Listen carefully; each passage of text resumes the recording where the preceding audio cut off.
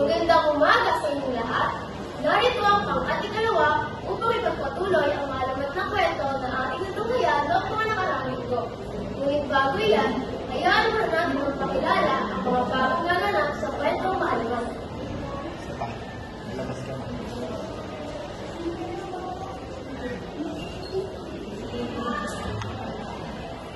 Ako si Kathleen, gaganap bilang Laura.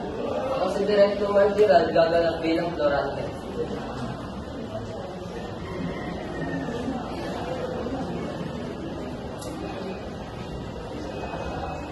Ako si Sally Camille, Pangalipan, gaganap bilang Floresta.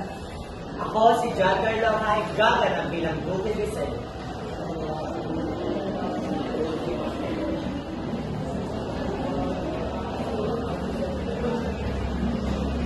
Ako po si Romeline Villacoli, gaganap bilang Telena. Ako si Scarcy Patigay, gaganap bilang Edward.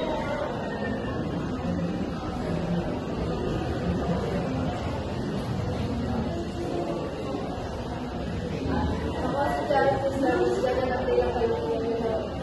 Ako si Del Pais Diaz, gaganap bilang Nami.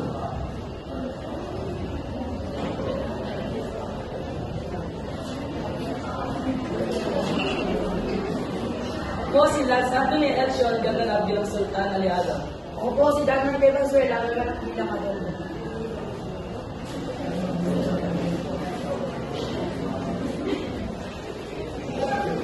Ako si JM, gaganap bilang Hari Minister.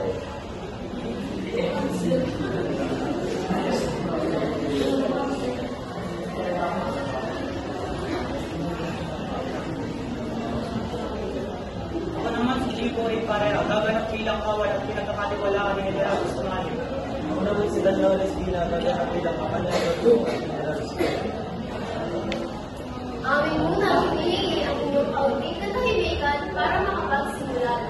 At dahil nga sa pagpapakilala ng Florante kay Laura, sila ay nagkagustuhan sa bawat isa at nagiganap ng magkasintahan. At sa pag-aaway naman ng magkamang si Aladdin at si Sultan Ali Adam, ay nagbigla na sila ng digmaan at nagitan si Matutma.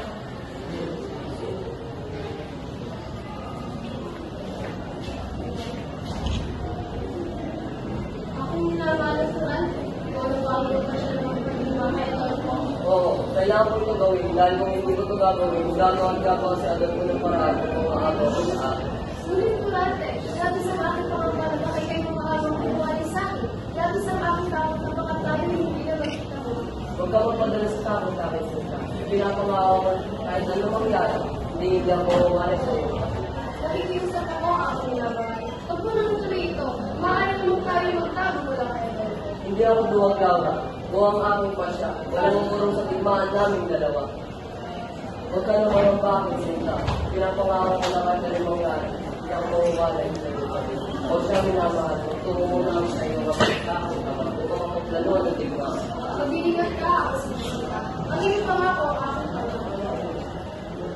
Narinig ko ang iyong mga pinag-uusapan. Pagkabot sa lugaran sa iba. Lagi sa akong pag-aalala, hindi ako makalito ng sarang ko'y mapapawari ang buhay ng aking sinusunod. Huwag ka na lang sa tawag lang. Ang iyong magagawa lamang ay pagkasal ng mga nangyayari na sabang sa kanila sa iba.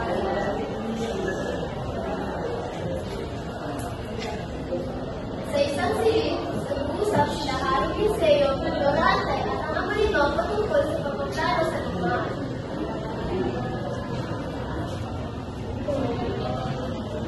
Ruben Mister, di na kailangan natin matindi pananda sa albat. Pinalanggalan na po ako at Haring Liceo. Nakapag-usap na kami ng iyong anak at lagi sa pagpigil niya sa akin sa timaan. Kung gano'n, makapag-usap na pala kayo ng akin. O na ba ang kondisyon ng pinatigma kay Adolfo? Ngunit alam namin na isang matapang na lalaki sa loob. Nagagawin niyang lahat kung walang pagiging namin. Kung katawan lang ang pag-uusapan, hindi ko siya atrasan. Kung kailangan makuha ang aking minamahal. Hindi kahit sa kamatayan, hindi ko siya atrasan. Kung gayon, kailangan natin gamitan ng talino upang magpulti sa labanan. Hindi lang katapangan ang kailangan sa isang iba, hindi talino. Isa lamang ang magbuhay sa aming dalawa, at ako yun. Hindi mananaig ng tao labis ng kasamaan.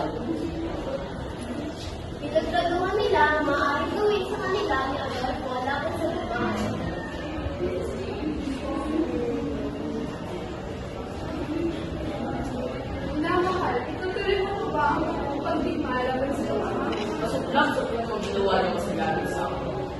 ang nais niya, pagbibigyan ko siya. Hindi ko lubos na maisip na magagawa ng isang ama ang hindi kaakit-akit na gawain. Kahit alam niya makasalanan ito. Hindi hanggang tugamin niya sa akin upang hindi ituloy ang pagtitig mo. Kung ganon, mag-iingat ka. Pangako mo mababalik ang buhay. Pangako, mabalik ang mahal.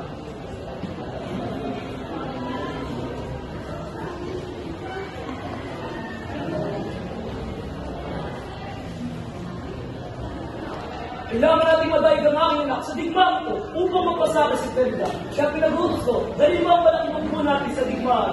Masusunod, pero kailangan natin yung tatanungin. Dahil na naman natin sinukuha sa natin pabalik. May kaalaman na ako sa akin ha, kaya alam ko kung takat ng labanan ang mangyari. Kaya ihanda niya ang sarili niya sa kanyang kamatayan. Walang galang, sultan ng mga sumali. Nais ko pong ipalam sa inyo na handa ng ating Diyos sa tigmaan namin sa anak. Mabuti, kaawang-awang malagim. Ha! Hindi ko na naiisip na malakas ang aking kapangyarihan pagdating sa digmaan. Ngunit bago ko magsaya, may isa pa akong magandang balita. Nalaman na ng aking bukong sa naroon ko ng ito. Magaling nga kung gano'n. Maasarad ko ngayon. Ngayon sultan ng ating gano'n. Malusugin na natin. Walang munang lusuban ng mangyayari at munang pagmasid-masidin ang aking anak. Turo naman sa akin kung saan na ninirahan. Walang alam sila sultan na narinig na naging ang kanilang pagkaklaro. Napakaugaling hari talaga ng aking ama. Kailangan ko agad umuwi kay Perida bago ako maunahan ng aking ama. Bumalik agad siya naging ang nagdaran sa kanyang minamahal na si Perida.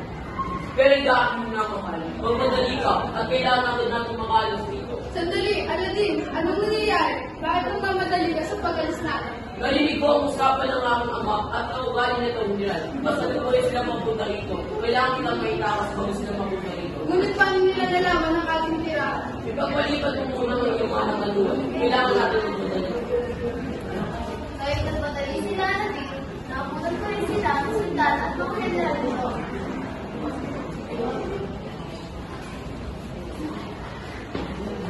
Saan ka patungo aking paksinama? Pinapang naduduwag ka. Bitawan mo ang aking kasultahan. Huwag mo siyang sasaktan. Binabalaan kita. Napakatapang mo naman natin. Huwag mo pinagbabalmaan ang aking anak ay aking general.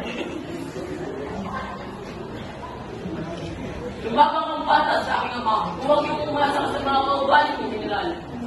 Perida, takbo! Takbo, mga lalaki! Marahimik ka! At ikaw, ang tinatayo tayo mo dyan, magmadali at abunin sa Pilina. Dahil sa mga nangyari, patuloy na tumataas ang Perida palayo kila General Usmani at patuloy na tututukan ni sultan ng padali ang kanyang alam.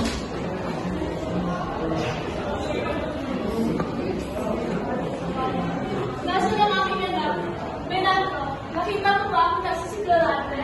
Senta Teresa, wala mo alam kung nasaan si Florante. Huwag kang sinungaling, mahirap akong alam mo na. Baka maninulit sa lahat talaga ang anak natin.